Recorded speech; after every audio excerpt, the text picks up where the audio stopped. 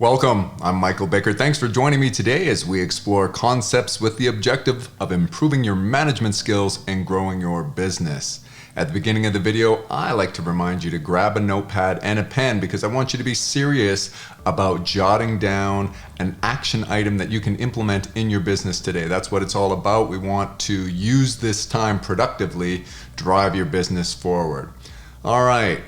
Now, how busy are you today? How busy is your business? Are things slow? That's what I want to talk about today. What to do when business is slow. Maybe sales are down.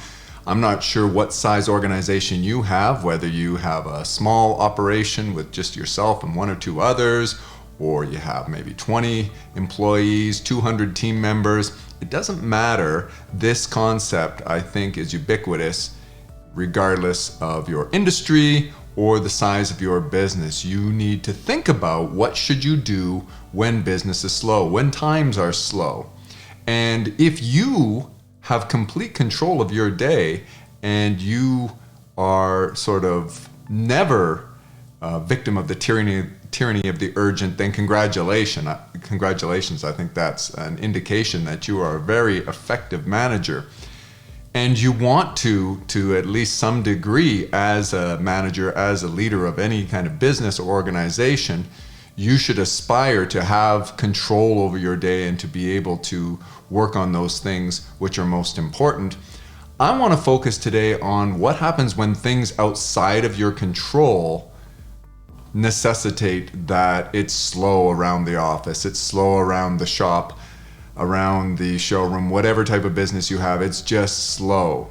Now, if, I guess to varying degrees, things are always at least somewhat within your control. And so there are many videos I've produced that should give you some ideas of what to do if your business is maybe standing out in terms of being slow and you're not experiencing any kind of growth and those around you seem to be doing just fine. That's a different concept than I'm talking about today.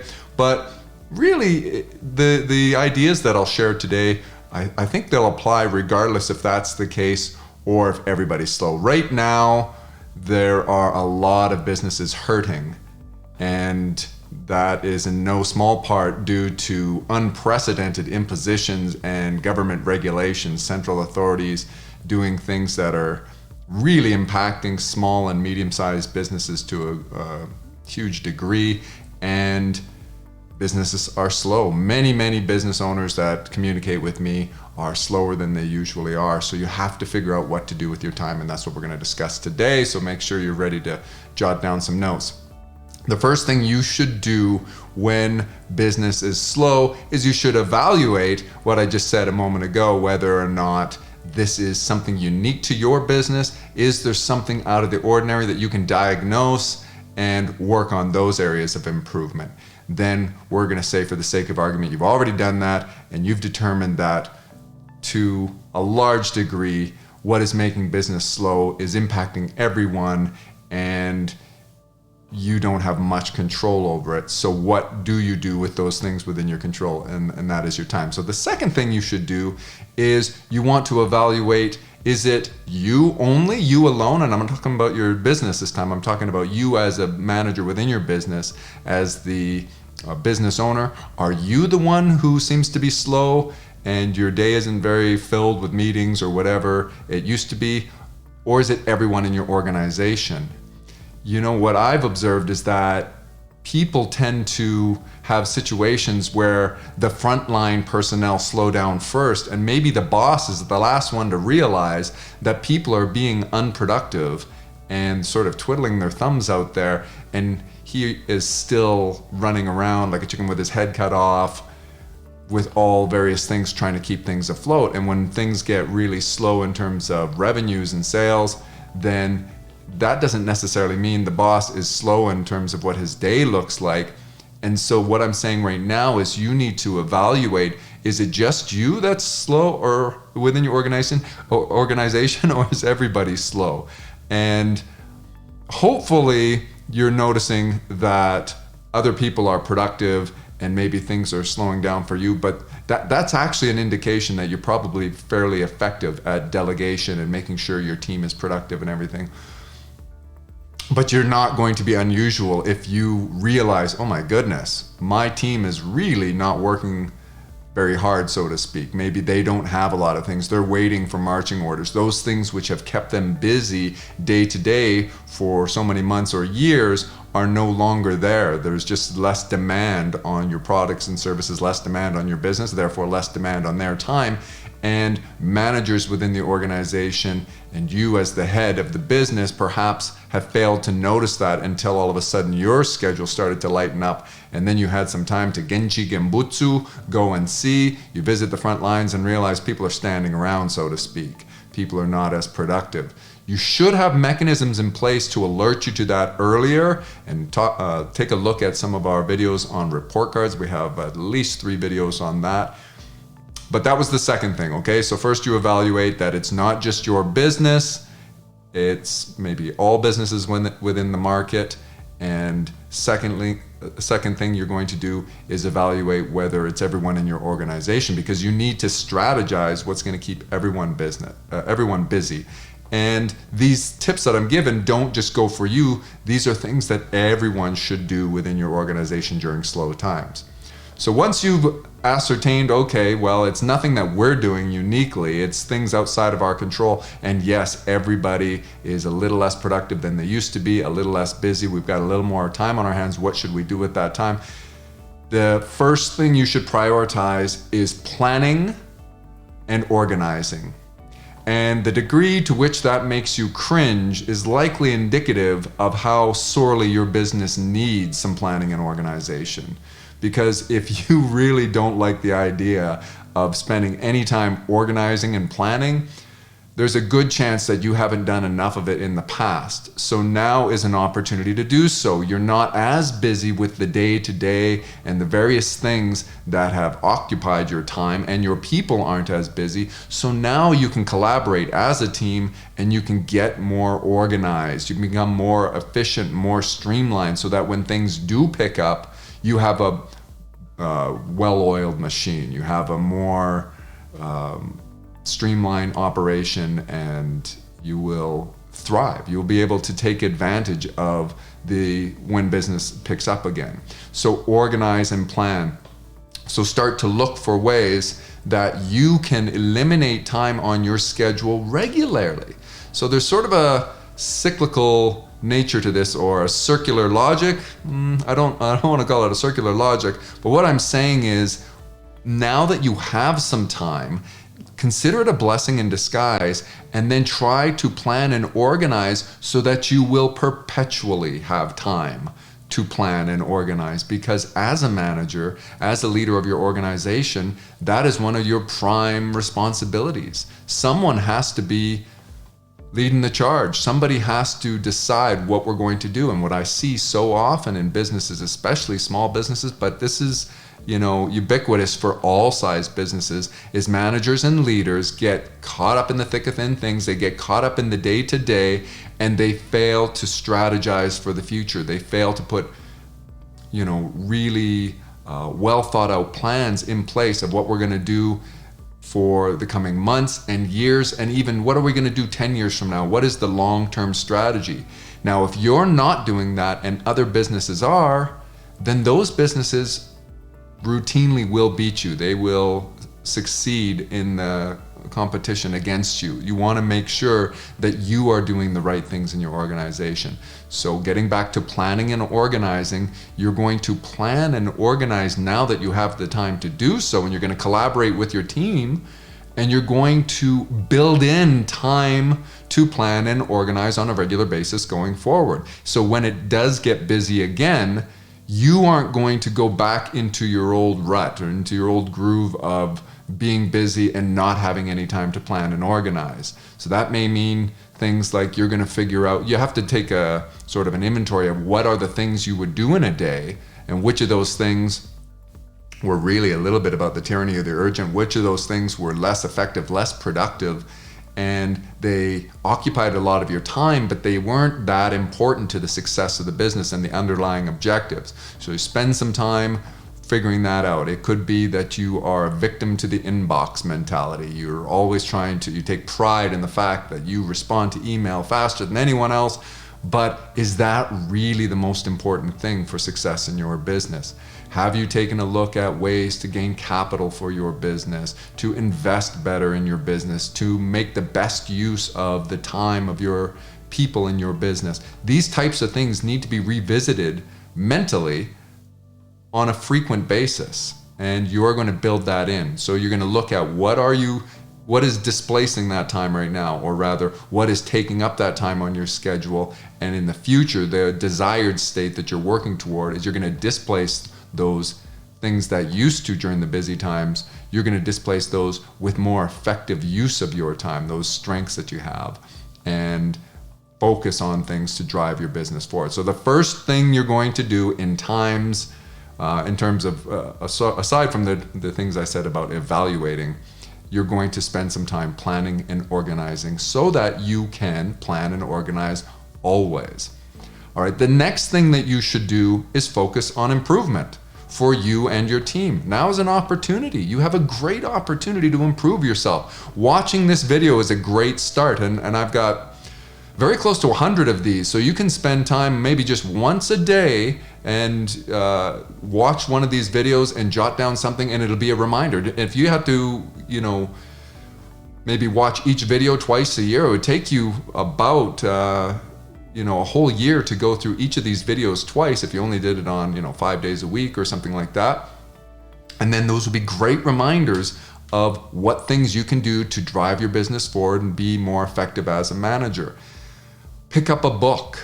Find what are the best books, and I've made some recommendations of what the best books for business success are. And then maybe you're not much of a reader, or when you do read, it's as a hobby, then that's great, because reading is a great skill, and it's going to make you more effective. It's going to be educational, enlighten you. But it might be that you're only reading in your spare time. And what I'm saying now, if you're going to improve yourself and you're going to make reading, and you should make reading part of that strategy, build that in, schedule that. Put that like it's a meeting.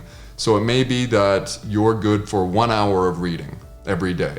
And so you might schedule that in the afternoon, or right after lunch, or you might schedule that in the morning.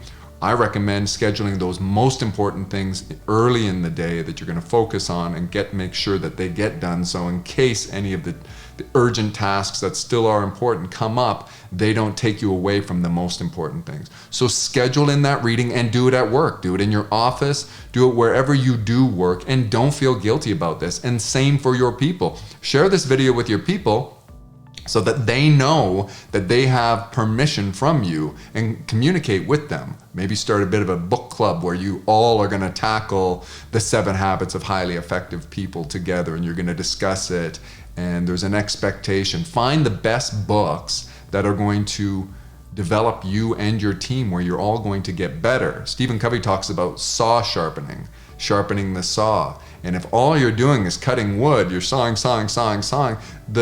the blade gets dull. And the person who takes the time to stop sawing wood, to step outside of business is the analogy here, and to sharpen the saw, to make yourself better, to improve yourself. When you get back to focusing on the day-to-day operations of your business, you're going to be that much better, and you will implement something that the competition doesn't, and you are going to drive forward. So the guy who continues to saw with a dull saw, he's not going to get nearly as far ahead as the person who recognizes the value of sharpening the saw, of improving, and spending some time to do it, so that when he is engaged in the proverbial sawing of the wood in the day-to-day operations, he's doing so with a sharp saw, and he's going to be that much more efficient. I tried to combine the words effective and efficient. Maybe you're going to be both, that much more effective and efficient at getting things done, because if you spend some time improving yourself in efficiency and streamlining, then your business would be doing that as well. Okay, so those are the first 2 things that you're going to do. You're going to organize and plan so that you can build your schedule the way you want it in perpetuity. And then secondly, you're going to improve. You're going to spend some time, both yourself and every person in the organization is given permission to slot time in their schedule. It's not just permission, there's an expectation. You should follow up on that, inspect your expectation of your people to make sure. Ask them, what are you doing in these slow times to improve yourself so that you benefit, your business benefits from a bunch of people who are that much better. So we talked about that you might be able to watch a video like this. You may be able to do some extra reading. Maybe there's some official training that you can engage in. You might even go back to school, depending on how much time you have, and you have to evaluate, like, what are we talking about here? Is it that you're a little less busy than you used to be, and you've got probably a half an hour extra per day on your time, on your schedule, that you can slot in some improvement? Or is it really slow and half your day that used to be taken up with deliveries, or I don't know what it is in your case, then you have this extra time. You can fit in even greater tasks, such as or greater time commitments, such as attending a class. I'm really about experiential learning, and I love the idea of you being able to go out for free and find resources such as these videos and others, and sources of inspiration and knowledge. It's not just about inspiring you to do something, although that's a big part of why I do this. It's also about giving you some knowledge so you can actually implement something that you didn't know before. So there might be something specific to your industry that you didn't know, or it could be just specific to business in general. Maybe you've always wanted to learn a little bit more about accounting so you can be more effective as a manager and expense control, these types of things. And so you might spend some time with that person in your organization who handles your accounting. And there's great resources out there to give you some, that's just one example. It could be human resources or marketing. There's so much these days with respect to marketing that you need to know. And you're reliant on other people. And that's okay. Of course, our whole business exists to help businesses like yours. We do the marketing for you. We can do the HR for you. We can do the accounting for you and that kind of thing. But we also encourage our business owners and clients and customers to learn more.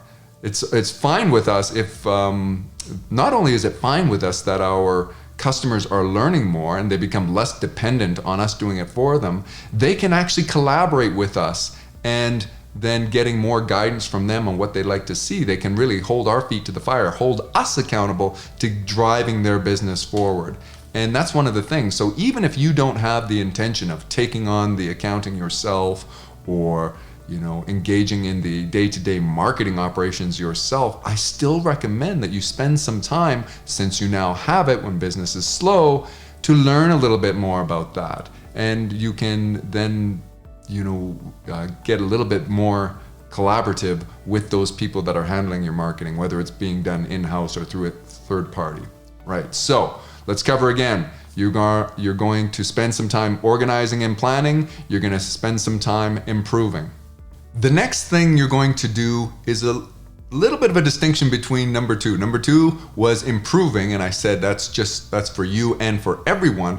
The third thing you're going to do is you're going to train. You're going to do a lot more training. So this is for the upper management. You're going to spend some time training, and everyone down through the organization. So, that sounds like I'm saying the same thing, improving, but I want to make the distinction so that you understand training. So you might not be necessarily improving yourself, but you're going to make a commitment to improving your people. And all of your people, depending on the layers of management and the hierarchy of your organization, each of them are going to take some time to train their people so that everyone, again, is improving. So number three is you're going to spend more time in training. And if you spend some time in organizing and planning, you can build training into everyone's day or everyone's week. You should have periodic and consistent training that occurs so everyone understands there's this culture of training. We have this never stop improving culture in our organization, and we dedicate a certain amount of every day, of every week, of every month to training. You needn't worry that you have really strict and well-organized training modules created before you start training. Of course, that's great. If you could spend some time during that organization and planning phase designing some duplicable training modules that can be used time and again for throughout the future, then when you get busy, you can use those modules. And when you add new people and you're growing your team and everything, that's great. But get started by doing a little bit of training, maybe some one-on-one with your key team members or some group training. I really like the idea of contextual training so that you're doing things while it's actually happening, as opposed to theoretical training, which is necessary as well, but I don't think people learn as much doing theoretical classroom, boardroom training as they do on the job. So what you can do, again, that Genchi Genbutsu, which is Japanese for go and see, you can go and see the front lines and you can ascertain where training is necessary and spend some time. Maybe you're just doing a little bit of mentoring out there on the front lines because you just have a little bit of extra time. You're going to go and spend it with somebody and say, hey, I used to do that myself. Let me show you some of the best practices and tips that I used to do and get the best results. You'd be surprised what is going on in your organization that differs from what you expect to have happen. And now is an opportunity. You've got the time, so go and do it. Manage by walking around. I'm kind of jumbling these things up and introducing some new concepts. So if you are jotting down notes, I've talked about Genchi Genbutsu, go and see, managing by walking around. This is the other thing you want to do. So we could call this one number 4. And what you want to do is spend some time evaluating your business by getting out of your office and taking a look at what's going on elsewhere in the business. And if you have a really small operation, then what you might be able to do is expand that out to see what's going on with your customers, communicate with your customers and with your vendors. And it's really hard for me to organize these in numbers because I'm trying to communicate with people of businesses of all sizes. So the bigger your business, perhaps you can divide these out a little bit more. When you are running a small operation, then some of these things sort of blend into one another and you're doing things at the same time. You're self-improving, you're training, you're Genchi Genbutsu, you're actually managing by walking around, all sort of in one fell swoop.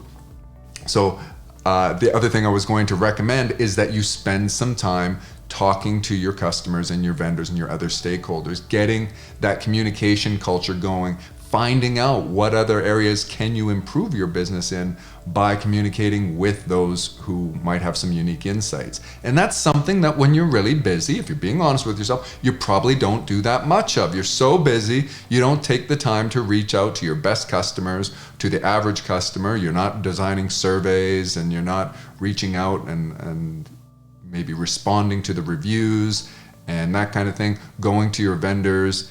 And all of this type of thing is really important to do when you have time, because you will find little ways to improve your business. And if you think that those businesses that are outstanding, these exceptional businesses that are going forward, it's because they have a great big secret that you don't know. And all you need to do is have that secret revealed to you and then you could grow. You're kidding yourselves. Of course, none of you who are in business believe that. You understand that exceptional businesses have just consistently implemented those things that work time and again, and they innovate. They find new, small, little minuscule things that they can implement that gives them just a slight edge, and those things compound over time. So if you can find 100 improvements and implement those consistently, because they're all small things and they're very practical to implement, then you're going to drive your business forward. And this is a great opportunity to do so. Instead of commiserating, let's look at what you shouldn't be doing for a second here in this discussion. You shouldn't become more and more discouraged. You shouldn't be commiserating with other stakeholders. You might make that distinction and say, well, what is the difference between communicating with other people in my business and commiserating? There's an expression, talk up when you're down, talk down when you're up. And what I mean by that is in the hierarchy of your organization. If you're feeling down emotionally, you're discouraged, talk to those at least parallel in responsibility with you or higher. And so, your boss or your business partner or someone else in management, your management level, that's talking up when you're down. Talking down when you're up is when you're feeling really emotionally charged, then you can talk to the troops. And so what you shouldn't be doing when business is slow is spending that time commiserating and wasting any time in gossip and sort of being unproductive. All right, I like to recap as I go through the videos just to keep things going and to remind us of where we've come so far. So once again, we are going to start by organizing and planning so that you're more effective in the future and you're going to have a better schedule when things get busier again. Second, you're going to spend some time in improvement, whether that is reading, watching videos, seeking new sources of knowledge that will make you better at what you do. The third thing we said you're going to do is you're going to train, which is, of course, falls under the umbrella of improvement, but you're going to dedicate yourself to making sure that training becomes part of the culture for your whole organization. So you're going to spend some time training your people, things that you may have not been able to do before. You just didn't have the time. Now you can go and everybody becomes that much better through this training culture. The fourth thing you're going to do is you're going to Genshi Genbutsu. You're going to walk around, you're going to manage by walking around, and we sort of said, amalgamated with that concept, we conflated the idea of managing by walking around with improving your communication culture. So you're going to communicate with your other stakeholders and just get feedback and start to get that flowing. And then I said also do that with your customers and do that with your vendors. And there's all sorts of things that'll come out of this. You might find that there's better ways. People are like, oh, I've never had an opportunity to really bend your ear. And now that I do, one of these vendors might say to you, I think there's a better product that I have that we can, who knows where the conversation goes. But because of time, the idea is these are opportunities to improve. The next thing that I would suggest that you do is consider a vacation. Now, I understand that when things are slow, maybe finances are such that you can't afford to take a vacation, and maybe there's some sort of other restrictions that would impede you from going to your dream vacation spot. But you could do what they refer to as the staycation. Get some time away from the office. That's one of the benefits of managing by walking around, where literally on a day-to-day basis, you get up from in front of your computer and all the reports and whatever it is that you do, or get out from behind the piece of equipment that ties up your day, and you go and you look at other areas of your business. So that's a form of getting out of the office. I want you to get completely away from your business and detach yourself. So when you're talking in that first step about organizing and planning, I really think a great place to do that is away from the office. Now, when I talk about organizing and planning and spending a part of your day doing that every day, like you're saying, well, I'm going to spend the first hour of every day in organizing and planning and looking down the road and figuring out ways to improve and creating long-term strategy. That's one thing. You can do, say, an annual or a quarterly retreat where you take some time away and go with other key stakeholders and discuss the operation. Now, it could be your spouse if you have a small operation. Many businesses that I deal with, there's spouses that are involved in running the business together. Take some time away. And if you can't do that, if your business can't survive, then really I think you want to ask yourself, what am I doing wrong where I can't even get away from my business for a couple of days in the name of improving my business or relaxation, in the name of saw sharpening or getting my head together kind of thing. So it's really important. So think about getting away from the office, even if it's just going to spend some time at home, and disconnect, sort of unplug from the internet, unplug from all of the day-to-day reports and email communication. But you have to make it clear to your people, whether it's your customers, to your vendors, or to your people that rely on you day to day at your business, that you're empowering them to do things so that the business can operate, or you're closed. That's okay too. You might just be closed for, if you have a very small operation, that's what small business owners do. They have to close, and you might really rely on the revenue. But if you believe in that concept of saw sharpening, sometimes what you're sharpening is your brain.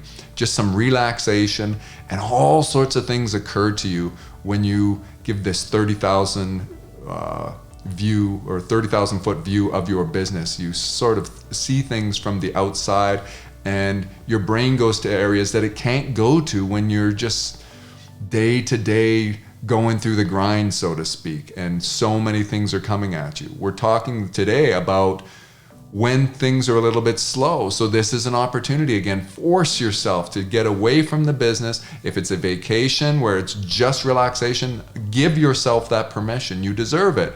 If it is where it's going to be more formal, strategic sort of retreat where you go away and you're like, well, I'm still working. It's not a vacation per se. I'm going to think about the business strategically, but I'm going to be disconnected from the business while I do it. That's great as well. But the real thing I was going to recommend is take some time away. It's really important. And I see so many really hard-working entrepreneurs who don't take any time off.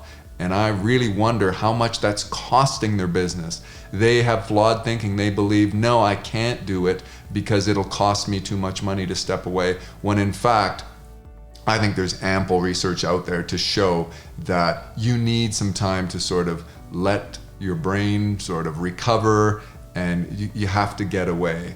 And I don't think people do nearly enough of it. I think it's a good idea to consider that a symptom in your business. If you don't get away very often, first of all, if you don't and you absolutely could, then maybe that's a symptom that you're a bit of a workaholic. I'm not sure what it's telling you. These are good questions to ask yourself. And if you just think you absolutely can't, and that's the reason why, then find a way. Of course, if you had, I don't want to focus on the negative, but if you had a death in the family of somebody very close to you, or somebody got really sick or hurt, God forbid, something like that, you would be able to find some time to dedicate to something else in a case of an emergency. So since that's the case, let's not wait for an emergency to occur. Let's spend some time right now away from the business, planning and getting better, strategizing, or just relaxing, so you're that much better of a manager, you're that much better of a person, because you brought everything, your stress down below a particular threshold. Now you're thinking clearer and you're communicating better with other people in your business. Another great idea, and again, this could be sort of fall under the umbrella of Genshi Genbutsu, but I distinguish it. Learn a new skill and consider kind of a job swap. Would you benefit from spending a day or a week in another area of the business that you don't actually on a day-to-day basis deal with? In doing that, you can learn a new skill, and that again falls under the umbrella of improvement, but you're doing it for a variety of reasons. Going to somewhere else in the business that you don't typically operate and doing that job gives you at minimum a great deal of empathy for those that do that job. You now look at it going forward, you'll be that much better of a manager because you see, oh wow, I see the challenges they do. I was exhausted by noon, or wow, it's really tedious, this particular task they have to do. And it's amazing that we don't have more mistakes there. And now it will open up new avenues for improvement in your business. You'll see things.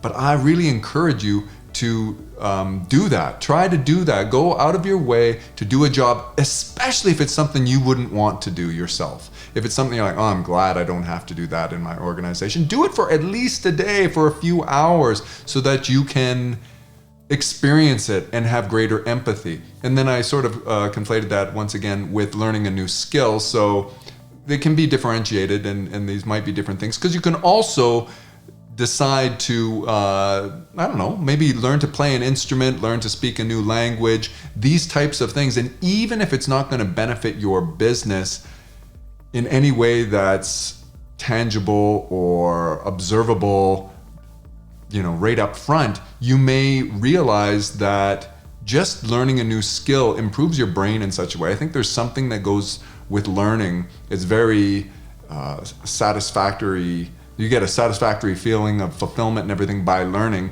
And maybe you've been doing what you do for so long that you're not learning much. That's a really critical part of being an effective person, is continually improving and finding new ways to learn. So what is there that you can learn at your business with another skill that's within your business, or if nothing is obvious, then try something that is a new skill that you've always wanted to do. Like I gave a couple of examples of playing a musical instrument or taking up something you used to do in the past. It might be a hobby, and schedule that in. It's okay if you're going to get away and go to dedicate some time on your fitness or something like that. These are other things. Just basically, I know this all falls under improvement again, but I want you to think of it differently. Maybe think of this more on a personal level. How can I improve myself by doing some things that aren't necessarily business?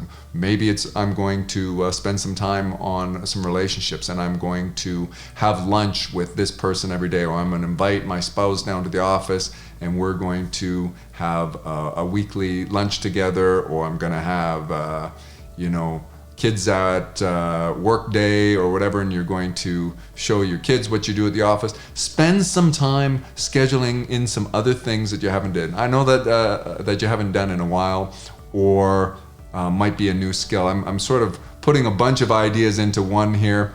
These don't have to be organized in a list by number. I'm just trying to give you some ideas of what you can do when it's slow. These are opportunities. And the last one that I think of is donate some time. You've got some time, maybe you can use that charitably and go down to a soup kitchen or something like that. Or you might want to go down to one of your vendors and donate some time to helping him improve. This is something that Toyota's known for doing. When they have downtime, instead of laying people off, they will have their team either engage in training or go to a vendor and train that vendor. But think of what you will get out of it. And I know people sort of operate in their own self-interest. So look at it charitably, look at it through a benevolent lens, but be conscious of the idea that you will improve yourself in doing that. When you're going to do something, whether it's charity or you can do one of these job swaps or anything you do, put everything you have into it and see what you learn and what you come away with, and then make notes of that. This, I just promise you, it will lead to you being a more effective person, a more effective manager. You'll just be better and your business will grow. And then, as a leader, give your people permission, or more than permission.